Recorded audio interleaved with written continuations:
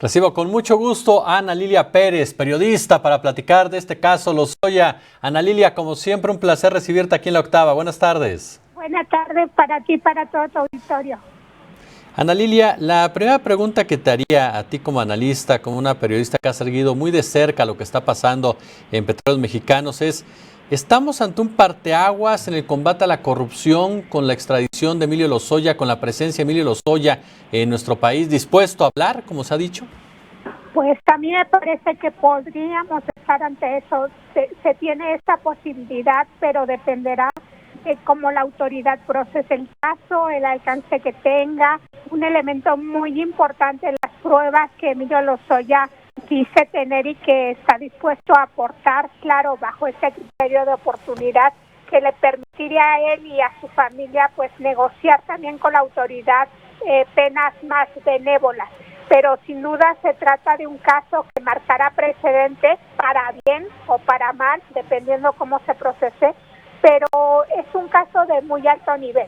La extradición de Emilio Lozoya y su colaboración con las autoridades mexicanas bajo el criterio de oportunidad da la posibilidad de que se procese un caso que podría marcar precedente en el combate a la corrupción y delincuencia de cuello blanco, que esto es algo bien importante, porque además estaríamos frente a la ruptura de un omerta, ese silencio mafioso que por años encubrió y fortaleció un sistema de corrupción de altos vuelos.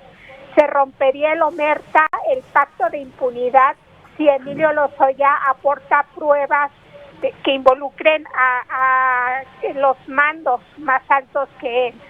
Que de eso va precisamente el criterio de oportunidad, que es la figura que permite el Código Nacional de Procedimientos Penales de México y es la figura con la cual él negocia con la autoridad aceptar su extradición y colaborar con las pruebas de las que ya se ha hablado. Se dice que son más de 18 horas de grabación, tan solo de supuestos sobornos que se habrían dado para quienes avalaron la madre de la reforma de Enrique Peña Nieto, la reforma energética, una reforma muy polémica que recordarás se aprobó en una sesión extraordinaria fuera del recinto legislativo, en un madruguete prácticamente, a pesar de lo delicado del alto impacto de esa reforma. Y bueno, ahora sería respuesta de por qué se aprobó de esa manera, por las mismas pruebas que aporte Lozoya.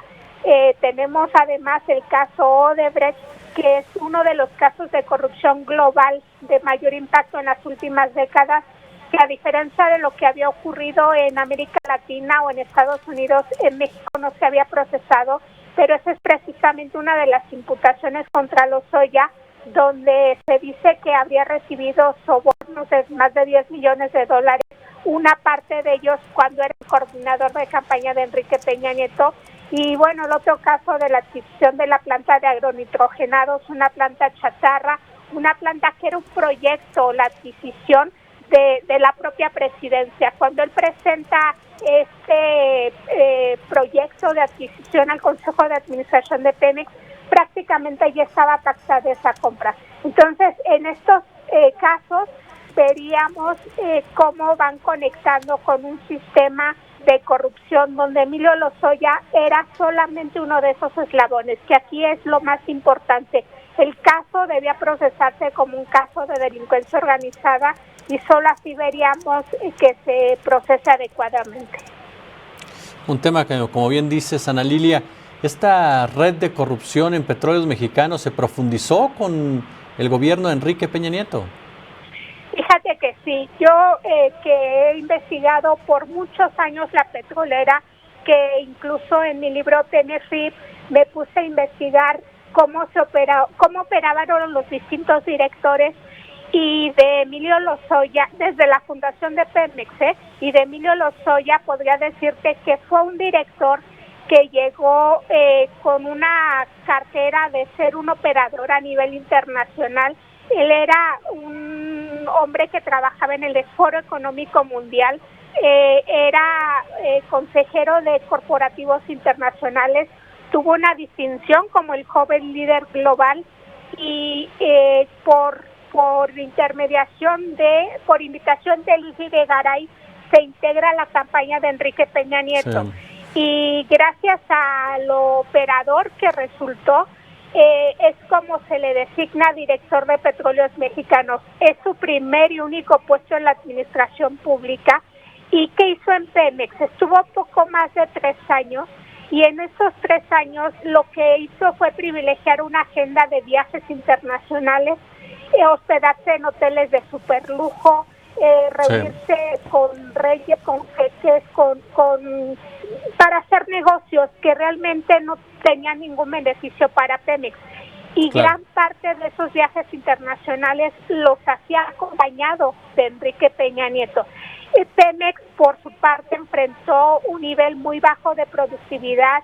La productividad en Pemex llegó a niveles récord de crecimiento, un caos en la administración, se registraron siniestros muy lamentables, como aquella explosión en Pemex, recordarás, y el director estaba en Corea viajando y hacía sus giras por allá, y cuando estaba en México, hacía uso de los recursos de Pemex en cuestiones de tanto derroche como el tomar un helicóptero para viajar de su casa en Ciudad de México a la Torre Ejecutiva.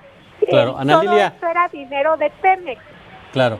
Ana Lilia, yo te agradezco muchísimo estos minutos. Estamos en contacto para seguir analizando a fondo este tema de Emilio Lozoya. Con todo gusto. Gracias, Ana Lilia Pérez, excelente periodista aquí en La Octava.